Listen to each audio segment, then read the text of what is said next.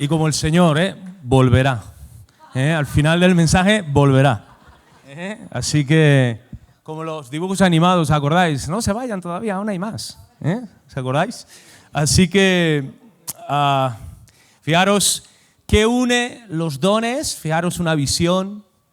¿Qué une los dones que Dios puede manifestar y derramar con la extensión del reino de Dios?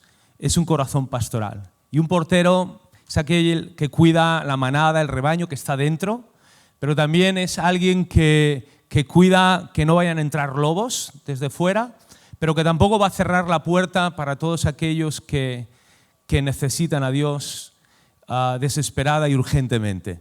Y es un corazón pastoral lo que hay justamente en medio. Y de eso te quiero hablar un poquito el día de hoy, porque si quitamos el corazón pastoral a los dones, creo que le estamos quitando el sustento. Creo que no se van a manifestar de la manera correcta. Creo que muchas veces no se despiertan los dones por una falta de un corazón pastoral. Y aun cuando se manifiesten los dones, se van a manifestar o se van a gestionar mal, porque no hay un corazón correcto, sano, que es el corazón de Dios, que es el corazón de Cristo, que es el corazón del buen pastor. Amén. Así que, mirar, vamos a enciende tu Biblia, como decíamos ayer, o ábrela. Si es digital, enciéndela. Si es de papel, pues ábrela. Y si es de papel, no la enciendas. ¿De acuerdo? Entonces, no es un chiste mío, es un chiste de Alex San Pedro. Se lo escuché ahora en la conferencia de hombres, digo, esto yo lo voy a piratear, ¿de acuerdo? Luego le decimos el copyright, hacemos la referencia, pero es muy bueno. Ahora, enciende tu Biblia, ábrela en Hechos capítulo 10, ¿de acuerdo? Vamos a tomar un instante para presentarnos delante del Señor y en oración con un corazón abierto. Y esto es importante porque es el corazón abierto aquel que permite recibir de Dios, que podamos en esta tarde, noche, tener un corazón abierto que sabe recibir de Dios. Amén. Y que tengamos un corazón también abierto que no solamente sabe recibir, sino que también sabe dar. Y sabe dar a Dios. Y hay gente que le cuesta mucho recibir y hay gente que le cuesta mucho dar. El Señor nos llama en esta noche a saber dar y también saber recibir. Señor, nos presentamos delante de ti, oh Dios, con este corazón abierto, un corazón que te busca, que te anhela, que te ama. Un corazón, Señor, que te necesita. Un corazón, Señor, que se convierte en un sacrificio vivo, agradable. Un corazón que quiere ser un olor grato, un perfume agradable, una ofrenda para ti, Señor. Oramos, Señor, que este tiempo tú continúes por medio de la palabra, de tu voz, Señor, de lo que hablas a nuestros corazones. La buena obra que tú has comenzado, Señor, la sigas perfeccionando y continuando en cada uno de nosotros. Tú nos conoces y nos conoces bien, nos conoces y nos conoces por nombre. Señor, y a cada uno de nosotros, Señor, danos esa porción que tanto necesitamos, que tanto anhelamos. Señor, por nuestra parte nos comprometemos a no solamente ser un oidor de tu palabra, sino ser un hacedor. Entendemos que la bendición está ahí, en ser hacedores, en poner por obra, Señor. Ahí está la bendición, oh Dios, para construir nuestra vida sobre la roca, oh Dios, que pueda resistir las tormentas, Señor, los ataques, Señor, que el enemigo pueda poner delante de nosotros o podamos enfrentar. Gracias por este congreso. Gracias por David, Marta, por todo el equipo de trabajo, por la familia de Abriendo los Cielos. Gracias por cada pastor que está aquí, cada iglesia que ha venido de diferentes lugares, Señor. Gracias, Señor, por bendecirnos. Gracias, Señor, por usar este tiempo para tu gloria, Señor. Exáltate y glorifícate en el nombre de Jesús. Y todos decimos amén, amén y amén. Así que ayer me pedían, dice, oye, ¿nos puedes mandar algunas cuantas frases para irlas proyectando? Digo, pues mira, no tengo ninguna. Pero claro, me he puesto esta mañana y ya que estoy, 32 diapositivas les he enviado. Me decía Josué, dice, solo por asegurarme, ¿esto va así? Digo, sí, digo, ya que me pongo, claro, ¿para qué me invitan, no? Si ya sabéis cómo me pongo, ¿no? Dicen, ¿queremos alguna frase? Digo, pues toma, ¿no querías caldo? Pues toma, ¿no? 2 tazas o dos. Así que 32, y me dice, pero esto es... Digo, pues, sí, ¿no? Pues ya está. Así que, número 1, no sé si... mira, yo lo veo aquí, ¿de acuerdo? Entonces, número 1,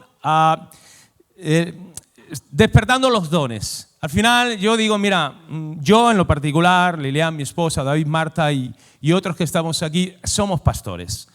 Y yo me he intentado quitar las gafas de pastor, pero no se me quitan.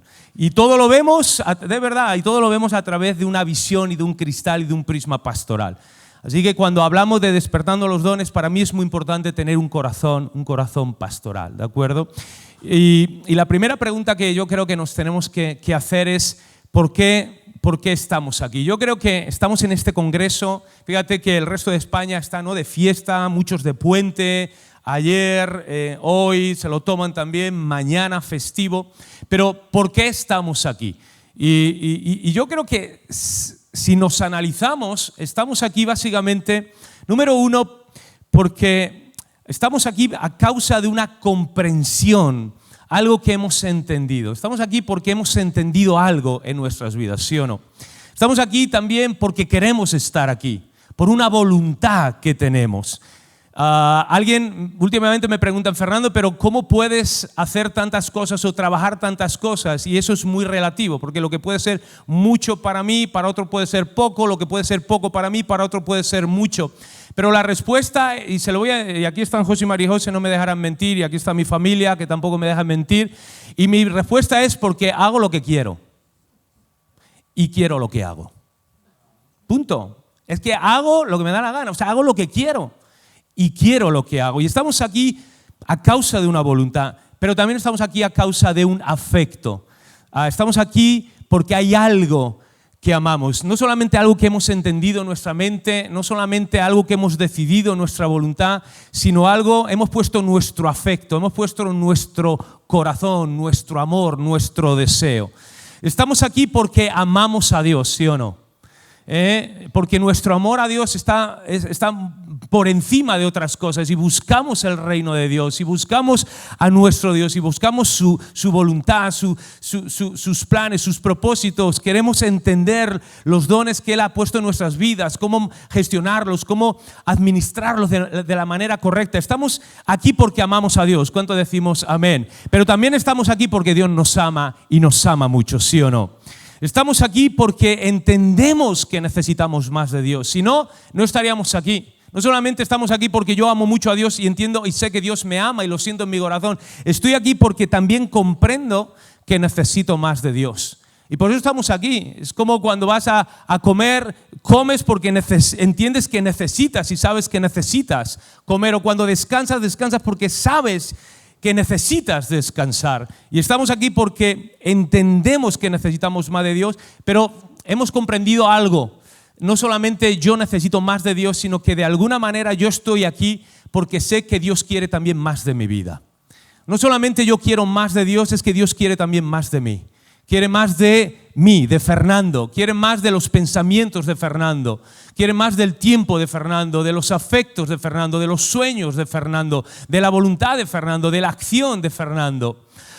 Estamos aquí porque queremos avanzar en el reino de Dios, ¿sí o no? Yo quiero, como ese corredor que va corriendo y va corriendo esa buena carrera, y estamos aquí porque queremos avanzar en el reino de Dios, pero al mismo tiempo es que yo quiero que el reino de Dios avance en mi vida, ¿sí o no? Y ahí metemos la voluntad. O sea, no solamente yo quiero avanzar en las cosas de Dios, yo quiero que las cosas de Dios también avancen en mi vida. Y por eso estamos aquí. Y cuando miramos despertando los dones y cuando miramos el deseo de Dios, la voluntad de Dios, los pensamientos de Dios, nos hacemos otra pregunta que es ¿cómo es hecha la voluntad de Dios o la obra de Dios en la tierra? Al final, ¿cómo Dios establece su reino? ¿Cómo Dios establece? No es un cliché, no es algo que suena bonito. Perdonad, pero el otro día en la Conferencia Nacional de Hombres yo me giré a uno de los predicadores y le dije, estoy hasta las narices y harto de mí mismo. Dice, yo también. Y digo, ¿cómo que tú también? O sea, ¿tú estás harto de ti mismo o estás harto también de mí? ¿De acuerdo? Dice, no, de mí mismo. Digo, ok. Y estamos a veces hartos, ¿no?, de nosotros mismos. Yo estoy muy harto de programas, de actividades, de métodos, de estructuras. Yo estoy saturadísimo de todo eso. Me estoy convirtiendo en un hater. Me estoy convirtiendo en un hater de programas, de metodología, de visión, de estructuras. Y creo que lo tenemos muy mal y en parte lo tenemos al revés y en parte te quiero hablar de eso. Y tenemos que volver a los orígenes, tenemos que volver a la esencia, a los fundamentos, al corazón pastoral. Así que, ¿cómo se echa la obra de Dios en la tierra? Mira, una de las frases que estoy repitiendo últimamente en la iglesia, y es que es tan sencilla que es que el mejor instrumento o la mejor herramienta que Dios tiene en sus manos son nuestras vidas. O sea, nosotros somos el mejor utensilio, instrumento y herramienta que Dios tiene en sus manos. Y de eso también te quiero hablar. O sea, nosotros somos la mejor herramienta de Dios. Somos inigualables, no hay nadie como nosotros. Ahora, esto no es un chute para nuestro ego, ¿de acuerdo? Ni para nuestro yo, pero sí para nuestra identidad, sí para nuestra autoestima sana en Cristo Jesús. Así que, ¿cómo se echa la obra de Dios en la tierra? Pues déjame ponértelo en contexto. Número uno, la obra del Padre se echa a través de ¿quién? Del Hijo, ¿sí o no? Es el Padre que envió al Hijo. La obra del Padre decidió hacerla a través de la persona del Hijo, de Cristo Jesús. Y el Padre envía al Hijo. Número dos, la obra del Hijo es hecha a través de ¿quién? Del Espíritu Santo. Y es el Hijo cuando dice, no os dejaré huérfanos, os enviaré a ¿quién? A otro Consolador, Él va a estar con vosotros. Y es el Hijo el que envía al Espíritu Santo. Y es el Espíritu Santo el que forma a Cristo en nuestras vidas. De tres maneras. Trae la vida de Jesús, la salvación, trae el carácter de Jesús, la santificación, y trae el poder de Jesús, la capacitación ministerial. Y ahí entran los dones. Y eso es lo que el Espíritu Santo trae a nuestras vidas a la hora de formar a Cristo. Su vida, nuevo nacimiento, salvación, su carácter, fruto del Espíritu, santificación, su poder y dones, capacitación para la obra del ministerio. Pero al final el Espíritu Santo, ¿cómo hace su obra? Y lo tenemos ahí en tercer lugar. La obra del Espíritu es hecha a través de ¿quién? De la iglesia. Y es la iglesia la que es enviada en el poder del Espíritu Santo. Recibiréis poder de lo alto y entonces, en ese poder, llenos del Espíritu Santo, seréis enviados hasta lo último de la tierra para extender el reino de Dios, para ser testigos y hacer a todas las naciones discípulos. Entonces, la obra del Espíritu Santo es hecha a través de personas, de ti y de mí, ¿de acuerdo? Y nos envía en su poder. Por eso te lo decía antes, hace unos minutitos, ¿cuál es la mejor herramienta que Dios tiene? ¿De acuerdo? Lo tenemos allí proyectado. ¿Cuál es la mejor herramienta de Dios? Y la respuesta, gira a quien tengas a tu derecha o a tu izquierda, ¿de acuerdo? De paso le puedes decir guapo, guapa, hermoso, hermosa. Díselo, dile, nunca sabrás si es en espíritu o en verdad, pero te lo digo. Nunca sabrás si es en espíritu de verdad, pero guapo, no sabrás si estoy profetizando o declarando. Pero de paso dile guapo, guapa, hermoso, o reprendiendo, alguno dice. Alguno le va a decir cállate y sal de él. Otro dirá arrójame al abismo. Bueno, no seguimos, ¿de acuerdo? Pero, ¿cuál es la herramienta de Dios? Al final, gira, con tanto pitorreo, gira a quien tengas a tu derecha y a tu izquierda y dile, somos nosotros. Y dilo en plural. No le digas, eres tú y yo no. No le digas, soy yo y tú no. Dile, somos nosotros. Es la iglesia.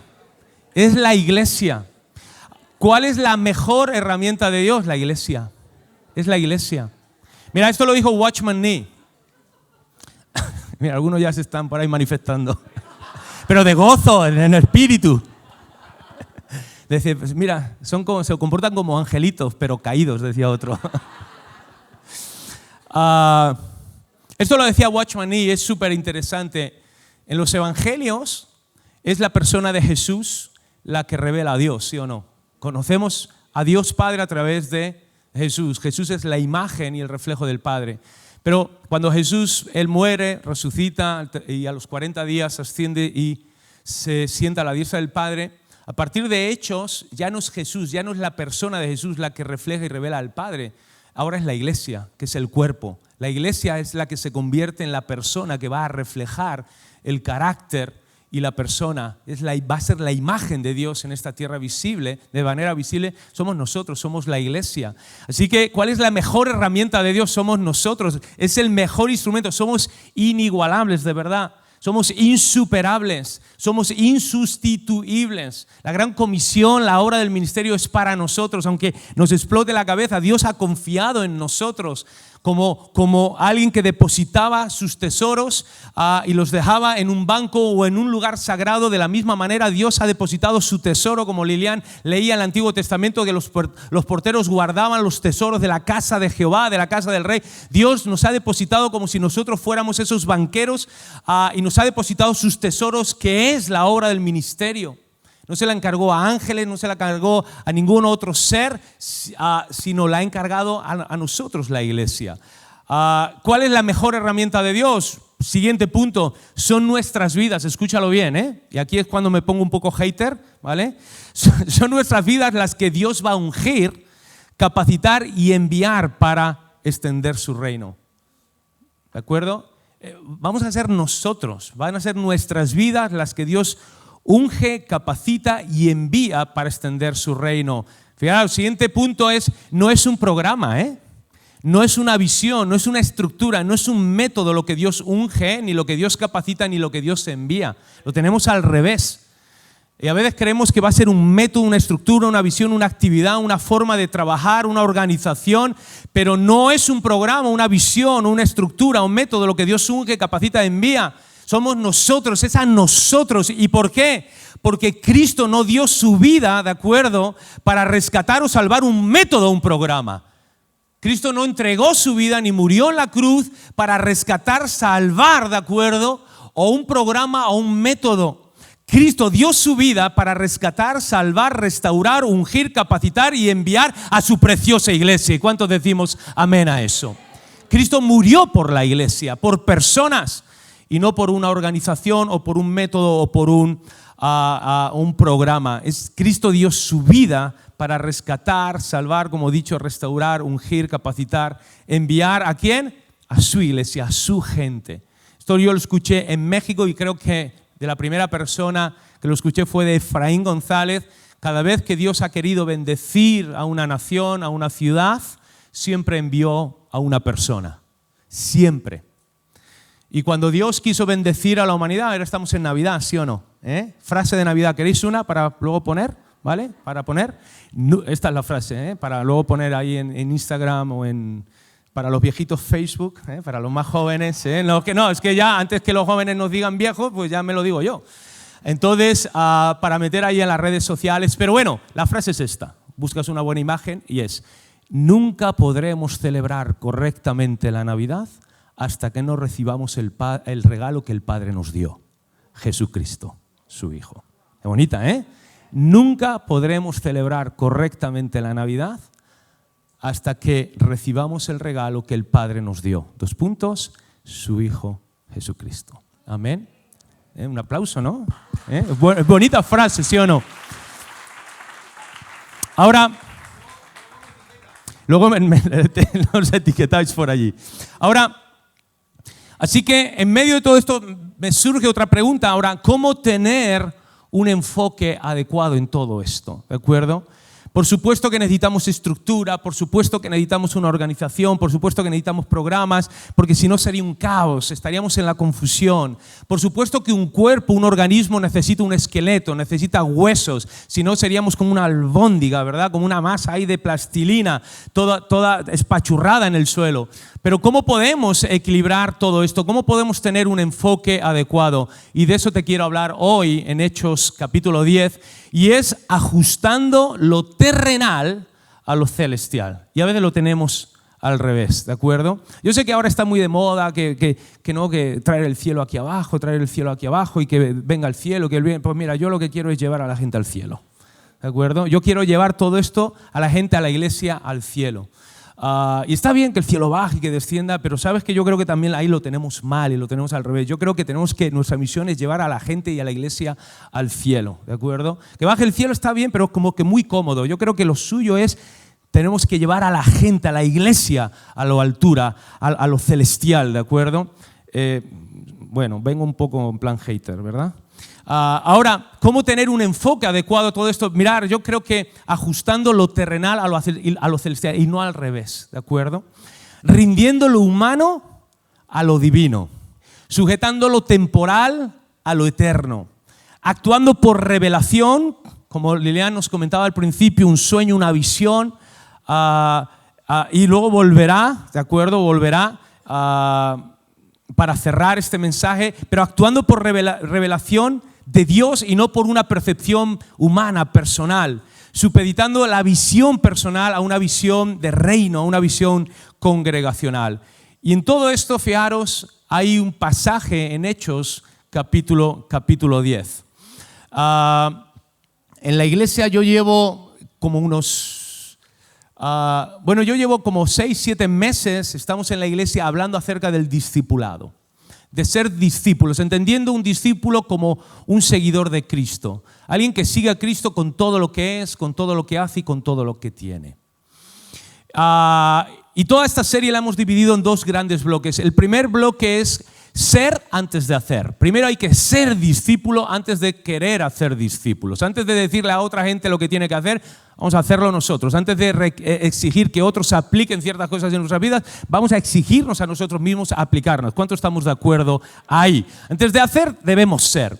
Y ya estuvimos 15, 16 domingos viendo diferentes cualidades, propiedades, características, rasgos de los discípulos. Ahora estamos en la transición y ahora estamos en la cultura de hacer discípulos. Y para eso el Señor nos ha llevado al libro de Hechos para ver los clásicos. Mira, David está, ¿no?, revisando y revisionando los clásicos, Juan Carlos Alvarado y todo esto de los 90, ¿vale?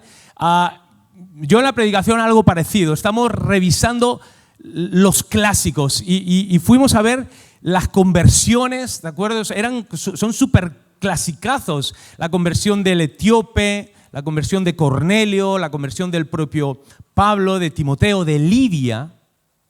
Pero lo estamos viendo desde un ángulo diferente, con un enfoque distinto. No estamos viendo en cómo se convirtieron la gente, ni lo que la gente hizo para convertirse, ni siquiera lo que Dios tanto hizo, sino nos estamos centrando mucho en ver las personas que estaban en la periferia, las personas que estaban alrededor de ese etíope que se convirtió, como fue el caso de Felipe, o incluso de ese Saulo de Pablo que se convierte, que fue un Ananías, posteriormente un Bernabé, o de ese Cornelio, centurión romano, que era Pedro, o incluso de esa mujer Lidia, que fue el apóstol Pablo, o incluso para Timoteo, que fue también su madre, su abuela, y después el apóstol Pablo. Y viendo cómo siempre hubo un corazón pastoral, y fijaros, me he dado cuenta que en estas grandes conversiones, que son grandes clásicos que el Señor nos ha dejado, que representan diferentes perfiles de personas, el etíope, el buscador, el hambriento,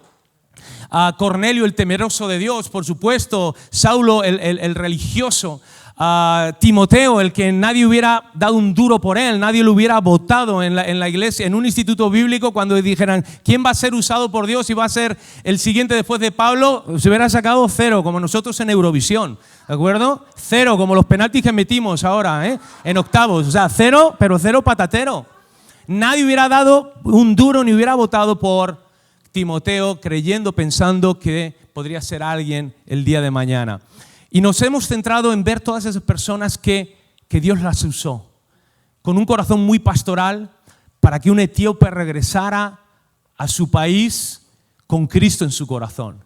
Para que un Cornelio, que lo vamos a ver el día de hoy, él y toda su casa recibiera a Cristo y fueran llenos del Espíritu Santo. Para que Saulo, como ese Ananías, ¿de acuerdo?, pudiera orar para que Saulo recibiera una sanidad porque estaba ciego, para que recibiera también el bautismo del Espíritu Santo, para que recibiera también una palabra profética y tantos otros. Y en todas estas conversiones, Lidia, esta mujer que estaba a la orilla del río, no había ni sinagoga, así que se iba al río porque era donde había agua para hacer sus lavamientos y solamente tenían, ni siquiera obviamente leían la palabra, como mucho eran tiempos de oración y hacían sus rituales del lavamiento con el agua, por eso estaban cerca del río. Pero allí en la casa de Lidia, finalmente se funda una iglesia. Y todo comenzó con una visión que Pablo tuvo de un macedonio, ¿recordáis? Que decía, ven y ayúdanos, ven y visítanos. Y el evangelio entra a Europa por primera vez a través de la ciudad de Filipos, y allí estaba esta mujer. Mirad, en todos estos testimonios de conversiones, todo está plagado de dones. Todo está plagado de lo sobrenatural, pero todo, ¿sí o no? Felipe decía Michael, dice, eso me explota la cabeza, teletransportación cuántica, ¿no? Chum, chum, de un sitio a otro, a ángeles visitándoles, palabra de Dios, el Espíritu Santo hablándole. De Cornelio lo vamos a hablar ahora, más de lo mismo. De Saulo ni te cuento, un encuentro personal con Cristo, resucitado y glorificado. Lidia lo acabo de comentar. Todo está lleno de dones y todo está lleno de manifestaciones sobrenaturales. Y creo que lo que provoca todo eso es un corazón pastoral. Cuando realmente hay un corazón pastoral para cumplir la gran comisión, llevar el evangelio hasta lo último, predicar el evangelio, extender el reino de Dios, Dios va a hacer lo que sea necesario. Dios va a mover en el cielo lo que se tenga que mover, y en la tierra también Dios lo hará. ¿Cuántos decimos amén? Así que lo que va a provocar de verdad es lo que estamos viendo, que Dios se manifieste de una manera muy sobrenatural en nuestras vidas, de diferentes formas y maneras, sorprendentes, milagrosas, repito, sobrenaturales, va a ser que nosotros abracemos un corazón pastoral. Y cuando hay una preocupación genuina, entonces y haya ese corazón movido a misericordia y movido a compasión, siempre va a haber una manifestación sobrenatural que nos va a sorprender. Literalmente nos va a sorprender, y Dios va a hacer posible lo imposible. ¿Cuántos decimos amén a eso? Y fijaros, nos vamos a Hechos capítulo 10, simplemente por cuestión del tiempo. Luego lo podéis leer en vuestra casa. Pero ¿cuál era la situación de Cornelio? Te hago ahora no un perfil, ¿no? Cuando buscas a alguien en las redes y vas rápido al perfil. Mirad, de Cornelio tenía un alto rango militar, versículo 1. Era un hombre moral y justo, versículo 22. Era un modelo de buen testimonio, versículo 22. Religioso, piadoso, temeroso de Dios, versículo 2. Era generoso con los demás, también en el 2. Era un hombre de oración a las horas indicadas, el 3 y el 30 lo dice. Un hombre visitado por ángeles y un hombre visiones de Dios. Pues ya está un cristiano, ¿sí o no? ¿Qué va? Es un hijo del diablo. Estaba súper perdido, súper perdido. Después de todo lo que hemos leído, hombre de oración, visitado por ángeles, que tenía visiones de Dios, generoso, temeroso, de oración, de moral, justo, lo dice la Biblia, de buen testimonio. Fijaros, de Cornelio, al final este hombre que tenía, Cornelio tenía religión, ¿sí o no? Pero no tenía una relación con Dios. Tenía sinceridad, por supuesto, tenía una sinceridad humana, pero no tenía la verdad de Dios en su corazón. Tenía generosidad para salvar a otros, pero no podía comprar su propia salvación, porque la salvación no se compra. La salvación es por gracia mediante la fe en Cristo Jesús. Es un regalo y una dádiva de Dios. Tuvo una visitación del cielo, pero curiosamente, y la ironía es que él no formaba parte del cielo, no formaba parte de él. Ahora, en medio de todo esto, ¿qué es lo que Dios hizo? En medio de todo esto, ¿qué es lo que Dios desde su trono se va a quedar mirando como un Dios soberano, trascendente, santo, separado, indiferente, indolente ante esta situación? No. Dios, por supuesto que es un Dios santo, soberano. Su naturaleza, por supuesto que es una naturaleza santa, pero su corazón es un corazón de padre. Su corazón es un corazón paternal, y cuando Dios ve toda esta escena, Dios no se va a quedar impasible, Dios no se va a quedar con los brazos cruzados. ¿Y qué es lo que Dios hace? ¿O qué es lo que Dios hizo? Lo tenéis ahí. Dios movilizó, número uno, se moviliza a sí mismo y moviliza toda su maquinaria celestial y humana para alcanzar a este hombre. ¿Por medio de qué? De diferentes dones y manifestaciones espirituales, por medio de visiones de ángeles y a través de la mejor herramienta que tenía, que ¿quién era? Pedro. Que Cornelio estaba perdido, pero no te lo pierdas, Pedro estaba igual de perdido. O sea, Pedro andaba mal y perdido, o sea que la visitación no solamente fue allí en Cesarea con Cornelio, la visitación también tuvo que ser en donde estaba también Pedro. Ahora, ¿cuál era la situación de Pedro? Nos preguntamos, ¿cuál era la situación de Pedro? Pues fijaros, lo comentaba antes con Alejandro, no sabemos exactamente cuál era la situación, pero sé que estaba muy perdido. Pero mirando de una manera muy genérica cuál era la situación y el corazón, la cultura. Cuando decimos cultura es aquello que se da culto, aquello que se cultiva, ¿de acuerdo? Aquello que se cuida, que se cultiva, que se le da ese lugar.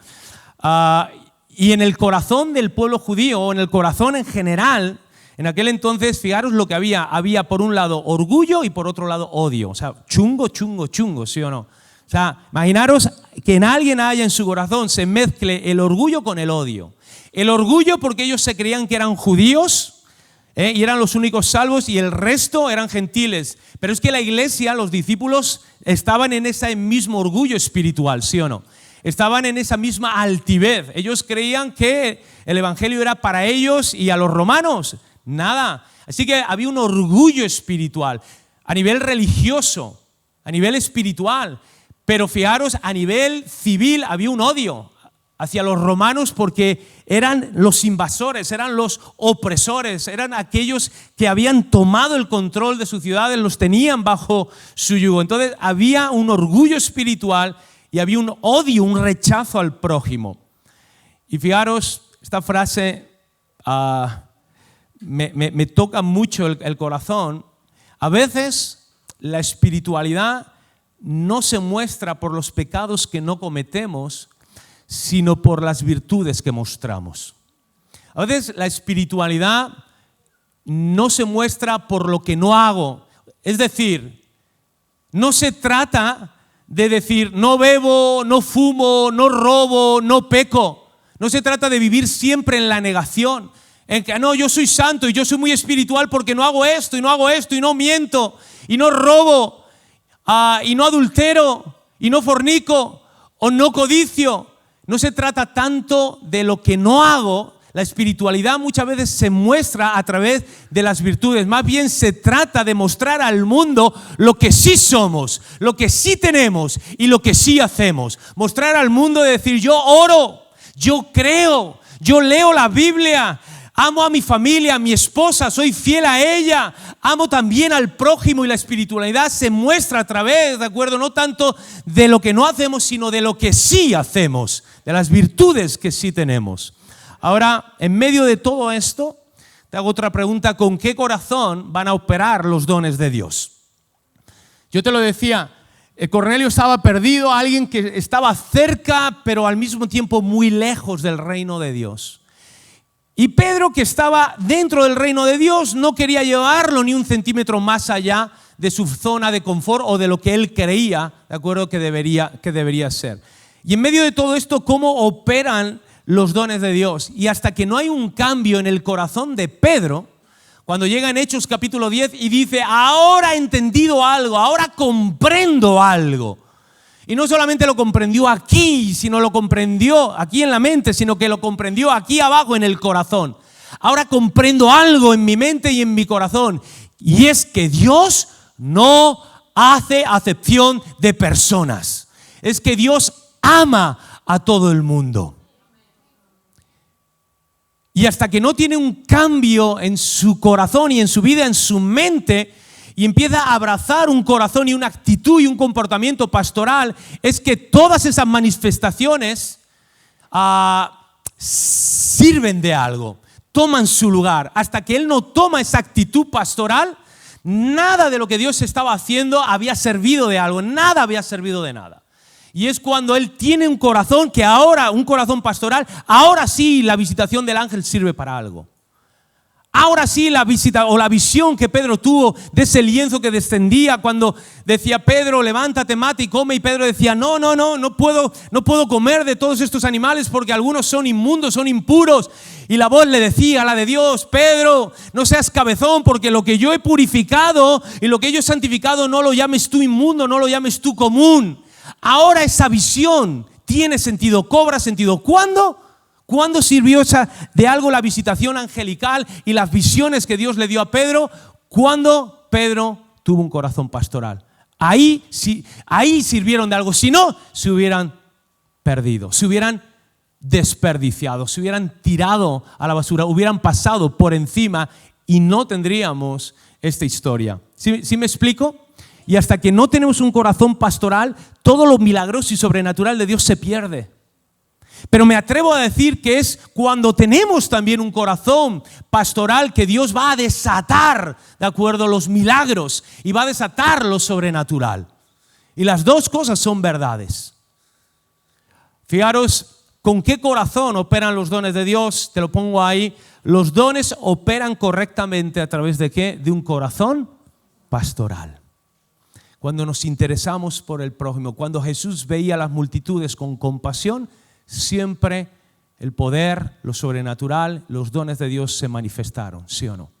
Cuando Jesús llega a esa tumba, la de Lázaro, y es movido a compasión y Jesús llora, y Jesús no se estaba haciendo un selfie para las redes, ¿de acuerdo? Es decir, a ver, el asistente no le dijo por el pinganillo, toca lagrimita, espérate, me voy a echar un poco, me voy a tocar el dedo, me voy a echar limón en los ojos para llorar, se me pongan rojos y así todos hinchados, y el selfie no era un fake, no era postureo. O sea, Jesús lloró, se fue movido a compasión, y Jesús dijo, vamos a hacer algo para cambiar esta situación. Y tuvo un corazón pastoral, y hubo un milagro de resurrección. Y cuando Jesús vio a la multitud que lo seguía durante varios días por los caminos, por el desierto, los montes, sin comer, Jesús que dijo cuando los discípulos decían, oye, que se vayan cada uno a su casa, ¿de acuerdo? Y que se vayan por ahí a comprar donde puedan, ¿vale? A las tiendas, es domingo, pues al chino, donde sea, pero que se vayan. Jesús dice que los miró como ovejas sin pastor, tuvo compasión de ellas, y la compasión, ¿qué? Hizo que lo sobrenatural se manifestara. Siempre, una y otra vez que Jesús mostró compasión, porque al final la compasión es mucho más que una sensación, es una acción. La compasión no solamente es sentir el dolor de la otra persona, ese es el comienzo de la compasión, pero la compasión es sentir en primer lugar el dolor y el sufrimiento, la aflicción de la persona que tienes frente a ti, y en segundo lugar es hacer algo para terminar y acabar con esa aflicción y ese sufrimiento. Eso es compasión. Y al hacer algo significa invertir, pagar el precio, sacrificarte, como el buen samaritano con aquel que estaba tirado en el suelo, que fue movido a compasión e hizo algo para cambiar esa aflicción. Así que, ¿con qué corazón operan los dones? Con un corazón pastoral.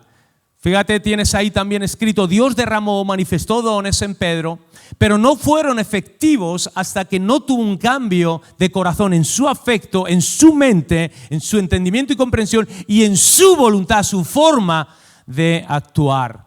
Cuando cambió su mente, su corazón y también su voluntad. Ahora, y termino ya con esto, ¿cuál fue el proceso? Simplemente te lo voy a dejar a modo de semillita para que después tú le puedas seguir pensando y meditando, porque obviamente sería otro mensaje, pero ¿cuál fue el proceso de todo esto? Fíjate, número 1, Dios lo llevó a la oración. Versículo 9 nos dice que Pedro, o sea, todo este rollo de que los dones se despierten, de que el reino de Dios se establezca, que las personas sean salvadas, que haya una manifestación sobrenatural, todo este asunto comenzó con la oración. Comenzó con Pedro subiendo a la azotea para orar. Dios lo llevó a la oración, versículo 9. Número 2, la oración innegablemente, irremediablemente, lo llevó a la revelación. Se puso a orar y de repente, curioso, los cielos se abren. Es así de sencillo. Os ponemos a orar, el cielo se abre. Empiezas a hablar con Dios, Dios habla contigo. Empiezas a hablar con Dios, Dios te oye. Oyes a Dios, ¿de acuerdo? Él habla contigo y tú también lo oyes a Él. La oración lo llevó a la revelación. Versículo 11, 13, la visión del lienzo que descendía. Ahora, ¿la revelación se queda ahí? No. La revelación lo llevó a la confrontación. Versículo del 13 al 15. La revelación de Dios no es para que tú te pongas en un escaparate, ¡hey, mirar la revelación! No, la revelación no es para que presumas delante de los otros de lo que Dios te ha mostrado. No, muchacho, la revelación es para machacarte a ti, no para que tú machaques a los demás. Es para mirarnos al espejo, para confrontarnos a nosotros mismos, para que nos examinemos a nosotros mismos. Y la revelación lo que le trajo a Pedro fue una confrontación. Pedro, levántate, mate. ¿Y cómo? No puede ser. Y una lucha interna ahí. Decir, no, es que esto es inmundo, pero si yo le estoy diciendo, yo te estoy diciendo que ella es impuro ya, pero me da igual, es que yo pienso y yo creo. ¿Cómo? Mira, yo me fui. ¿Cuántos habéis tenido vuestro Getsemaní particular? Levantar la mano. Los que no levantéis la mano, el pie, la oreja o los pelos, no os preocupéis, lo tendréis. Pero yo tuve un Getsemaní en el 2009-2010. Empezamos un negocio que fue un desastre, ¿vale? Nuestra idea era, no, nosotros vivimos del diezmo y el 90% lo damos a la iglesia. Bueno, pues estuvimos 2 años pagando Hacienda, nuestras deudas, ¿vale? Te lo he resumido rápido, ¿vale?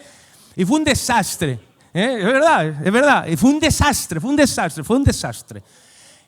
Y cuando estaba que yo ya no aguanto más, porque realmente creímos y pensamos que fue de Dios, realmente, o sea, y lo sigo pensando. No es verdad, y lo sigo pensando que fue de Dios, pero fue un desastre. Entonces yo me fui al monte porque yo ya no aguantaba más. Y le dije, Señor, me da igual, de verdad, soy muy honesto, me da igual lo que digas, yo voy a cerrar el este. Y yo lo voy a cerrar, yo lo voy a traspasar, yo lo cierro. Entonces, claro, el Espíritu Santo te aprieta las tuercas. Y ahí el Espíritu Santo habla a mi corazón y dice, pero, ¿y si yo te digo que no lo cierres? Y yo le dije, me da igual lo que digas, yo lo voy a cerrar. Y en eso me escuché a mí mismo por dentro lo que acababa de decir. Y yo quería recoger, digo, pero es que me salió del fondo, del alma, de verdad, del corazón. Digo, me da igual, lo voy a cerrar. Aunque tú me digas que no, lo voy a cerrar, no aguanto más. Y ahí me escuché a mí mismo y dije, estoy muy mal.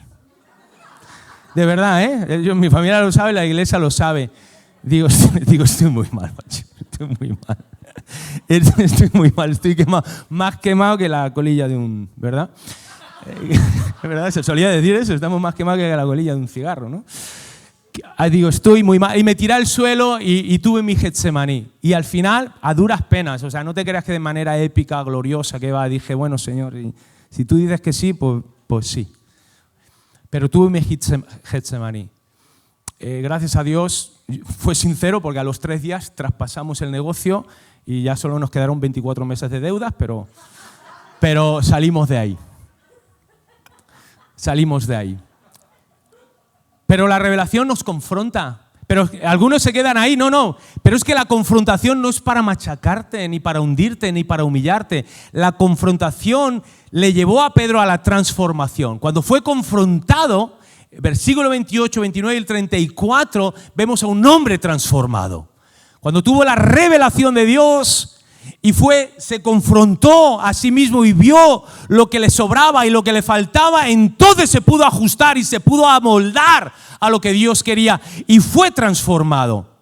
Y en toda la transformación, fijaros, el siguiente punto lo tenemos, la transformación, 2, 4, en quinto lugar la transformación, ahora sí ya cambiado, moldeado, transformado, estaba listo, ¿para qué? Para ser lanzado a la misión. Versículo 39, ahora sí voy a la casa de Cornelio, ahora sí voy a Cesarea y ahora estoy listo para la misión. Y la misión, el último punto, el sexto, la misión lo llevó ¿a qué? A que el reino de Dios se extendiera. Y si una parte cae, cae todo. Si quitas un eslabón de este proceso, se cae todo el proceso. Porque no puede haber una extensión del reino de Dios. Ahora vamos a ver lo mismo, pero al revés, fijaros, y a veces es mucho más fácil. No puede haber una extensión del reino de Dios si primeramente no hemos abrazado la misión de Dios. ¿Sí o no? ¿Cómo vamos a extender el reino de Dios si no hemos abrazado la misión de Dios?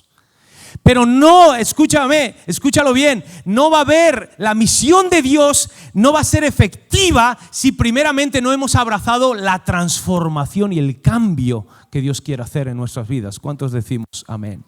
Pero de la misma manera, nunca va a haber transformación si primeramente no abrazamos ¿el qué? La confrontación, aunque nos cueste. Algunos de aquí somos buenísimos en apretar tuercas, ¿sí o no? Hay gente buena en apretar tuercas. ¿Cuántos buenos apretadores de tuercas tenemos aquí en la iglesia? Levanta la mano.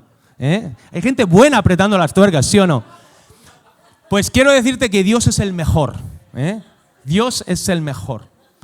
Y no puede haber, escúchalo bien, no puede haber una transformación si primero no hemos abrazado esa confrontación. Pero ¿qué confrontación en nuestras vidas va a haber si primeramente no hemos abrazado lo que Dios nos está hablando y revelando a nuestras vidas? ¿Y cómo narices Dios se va a revelar a nuestras vidas si primeramente no estamos orando? ¿Y cómo vamos a orar si no nos dejamos llevar a donde Dios nos quiere llevar? Que es a la oración. Y en todo esto, para dos cosas: manifestar el poder y la gloria de Dios a través de dones, milagros, y número dos, todo esto para desarrollar en nosotros un corazón pastoral. Y cuando en nuestro corazón hay un corazón de amor al prójimo y un corazón de amor pastoral y un corazón enamorado de la gloria de Dios y de la extensión del reino de Dios, entonces créelo, lo estamos viendo. Lo sobrenatural y la manifestación de la gloria de Dios se va a manifestar. Lo prometido es deuda. Yo dije que Lilian iba a ser como el alfa y la omega, ¿sí o no? Vamos a recibirla con un fuerte aplauso. Yo sé que ya nos hemos pasado un minuto, pero después de la alabanza se subió Marta y estuvo un montón. Y después de Marta se subió David y estuvo un montón, ¿de acuerdo? Así que vamos de montón en montón, ¿vale? ¿Me dais un minuto? Bueno, la trampa de los predicadores. 2 minutitos. ¿Quién me da 2 minutitos? Levanta la mano. 2, 4, 6, 8, 10, 15, 20, 30, ya está. Bueno, es muy rápido. Esto pasó que se convirtió en una persona de raza judía y estaba asistiendo a la iglesia porque él llevaba gente a Israel a tours. Y entonces en un tour alguien compartió de Cristo. Él se quedó oyendo lo que le estaban diciendo y se convirtió. Se vino a España y se empezó a congregar con nosotros. Pero vino la pandemia. Amigo de Samuel Justo. Vino la pandemia y no podía llevar gente a Israel. Ya no tenía manera de vivir. Y entonces, pues, él seguía congregándose en la iglesia, intentó vender cositas, estar ahí, muy judío él ahí, tratando de vender y haciendo cosas. Cosas y cosas. Y entonces un día, estábamos todavía en pandemia, y un día me llama llorando y me dice: ay, quiero hablar contigo. Fernando estaba de viaje. Quiero hablar contigo, no aguanto más. Le digo: Fernando no está. Dice: pero es que quiero hablar contigo. Le digo: ve y habla con Félix y José María, 2 de la iglesia, ancianos de la iglesia, y va con ellos y entonces le confiesa a ellos que en su desesperación había cogido varias chicas y chicos, los había metido en una casa y los estaba explotando sexualmente. Se había puesto una casa de prostitución. Una casa de prostitución por ahí, y que él los regenteaba, que él iba. Cobraba el alquiler, ya sabes, no necesitamos explicar nada más. Y llorando les había dicho que estaba haciendo eso, que eso iba a pasar. Entonces cuando llegó Fernando, lo confrontó y él dijo: es que yo no tengo otra manera de vivir. Dice: yo eso no lo voy a dejar, voy a seguir haciendo esto hasta que se acabe la pandemia porque me da dinero. Bueno, pues ya sabéis, aprieta tuercas y de aquí no puedes entrar, y hasta que tu vida cambie, tú no te has convertido, estás muy mal. Pero a mí me tocó tanto lo que él estaba haciendo. No podía entender cómo alguien que decía que estaba conociendo al Señor hiciera eso. Y estaba muy afligida por esas chicas y esos chicos que él estaba explotando. Y me dolía tanto, y empecé a tener muchas pesadillas, no podía más con eso. Él empezó a llamarme insistentemente. Mis hijos me lo bloquearon. Mi hijo me dijo: cuando lo vea le voy a pegar. Cosas así, porque estaba o sea, la gloria de Dios. Estaba fuera. Le iban a imponer manos. Sí, es verdad. Sí. Le íbamos a imponer manos. Y entonces tuve un día un sueño muy fuerte que yo me encontraba, iba al piso donde él tenía las chicas esas y entonces las intentaba sacar yo y les decía, intentaba sacarlas a ellas y les decía, tenéis que salir de aquí porque él os quiere engordar y luego os va a comer. Era un sueño. ¿Las estaba engordando? Las estaba engordando para comérselas. Y entonces yo decía, chicas, chicas. Y yo cuando soñaba, pues yo gritaba, y, ¡ah! Y Fernando, ¿qué te pasa? ¿Qué te pasa? Y yo, pesadillas. Y entonces tenía una carga muy fuerte que me hacía llorar y doblar mis rodillas por ellas. Y decía, es que no puede ser, esto no puede seguir así si lo tenemos allí. Estaba dentro de la iglesia y él haciendo esa perversión. Y entonces tuve un sueño en el que las trataba de sacar y luego iba por ellas a una cabaña, a una casa. Y entonces yo con más gente estábamos escondidos en el bosque para que cuando ellas salieran, nosotros íbamos con unas pistolas, con una W así, íbamos y le disparábamos a ellos y disparábamos cosméticos, o sea, cosas de la cara así. Y claro, ellos, así como el paintball, ¿no? Algo estético. Y no hacíamos nada. Y todos con armas de ese estilo. Y no hacíamos nada, se reían de nosotros. O sea, y estaba realmente frustrada.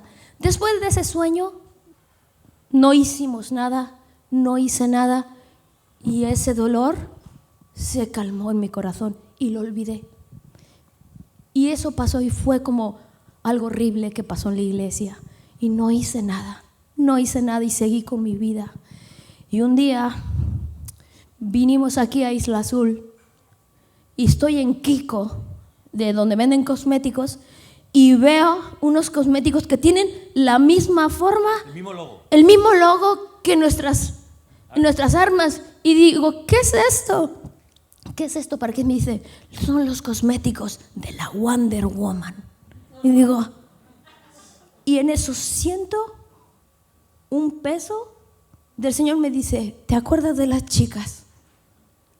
Y digo, no me acuerdo ya de ellas. Dice, yo sí. Y en ese lugar me quedo así.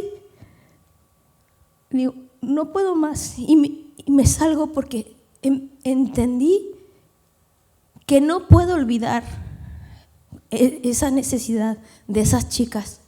No lo podía olvidar. Era algo que era menester hacer.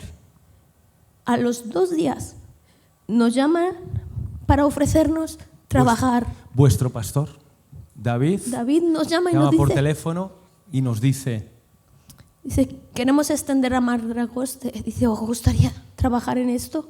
Le dije, sí. Pero no sabemos cómo. No tenemos ningún arma. Nadie sabe hacer nada. Ya está Carol. Dan que vamos. Ni el T80 ni borras. No tenemos armas. Nuestras armas son pues unas paintball. Y dice, no os preocupéis, os vamos a capacitar. Os vamos a dar las armas, las herramientas. Y era como diciendo el Señor, si yo no hubiera tenido toda esta carga y este dolor, hubiéramos dicho que no, porque es que son cosas que no podemos controlar, nunca nos habíamos metido en este tema, no sabíamos cómo hacerlo ni nada. Pero después del dolor y la pena de vivirlo tan cerca, dijimos sí.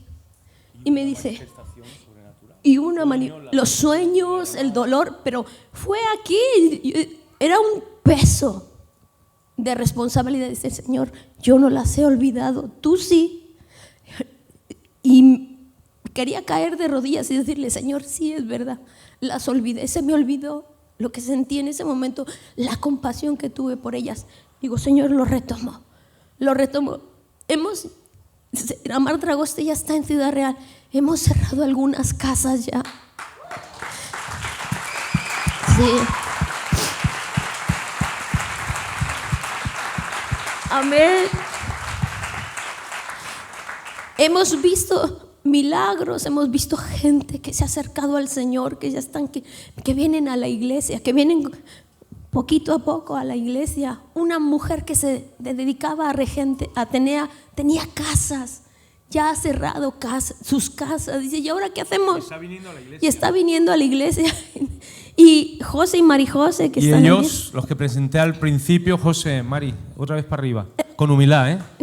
Pero José y Mari José están al frente con un equipo de este ministerio Amar Dragoste, que es vuestro y que somos simplemente una extensión y una delegación. Y Carol, ¿qué vamos a decir de Carol, Diana, Pris y Chris y todos los que sois increíbles, de verdad? Y todo nació por un dolor, una compasión por esa gente. Y ahora que las vemos de cerca, entrar a sus casas, a sus pisos y verlas, es que no hay otra forma de sacar a la gente de esto que metiendo las manos. Mete las manos, ensúciate, llora con ellos, sácalos, límpiale las heridas, levántalos, pon dinero como el buen samaritano. Se dijo, está tirado ahí, lo voy a levantar, voy a pagar, voy a llegar hasta el final. Cuánto lo que necesite, yo lo pago. Ese es el buen samaritano. Es ahí donde Dios va a obrar, donde Dios va a salvar, donde la obra va a ser real y vamos a transformar nuestras ciudades y nuestra iglesia y va a ser relevante. Va a ser relevante en la ciudad. El día que desapareciera la iglesia, que la gente dijera, ¿dónde está la iglesia? Hace falta la iglesia. Amén. Porque somos relevantes, porque hacemos algo por la gente, porque sin nosotros el mundo está perdido, porque Jesús en nuestra cabeza, porque Jesús es el que lo tenemos que sacar a las calles. Amén. Tenemos que traer gente y transformarla en el nombre de Jesús. Beso. Todo. ¿Parece bien? Luego lo dejamos, como dicen en México, ya la pelota en el aire, para que luego Alejandro, en la segunda plenaria, la bate, ¿vale? Y hacemos ahí un llamado glorioso, pero tenemos que cerrar esta tensión, ¿no?, que tenemos orando y presentándonos delante del Señor. Así que te voy a invitar que nos pongamos de pie y vamos a tomar unos minutitos. Voy a pedir a mi hijo, Nano, si nos puede ayudar con el piano. Sí, tú, no tengo otro. Dice que nosotros sepamos, ¿verdad? No tenemos otro aquí. Pero fijaros, Lilian, lo que ha comentado. Cuando hay un corazón pastoral, quédate con esto, por hilarlo con el mensaje, con la enseñanza y la palabra que creo que Dios nos quiere dejar. Cuando hay un corazón pastoral, Dios va a hacer lo necesario. Y Dios va a mover el cielo y la tierra. Y Dios se va a mostrar de una manera sobrenatural, trayendo todo aquello que sea necesario. Amén. Así que vamos a tomar un tiempo para simplemente orar, pero algo muy específico. Orar que el Señor ponga en nosotros un corazón pastoral. Yo te decía al principio la importancia de tener un corazón abierto, ¿recuerdas? Para recibamos hoy el corazón del Padre, el corazón del buen pastor, el corazón de Dios. Y un corazón abierto que podamos darnos al Padre para que Él nos moldee. Amén. Y comenzando con nuestra gente, comenzando con, oye, mi compañero del trabajo, de clase, mi vecino, tal vez mi familiar.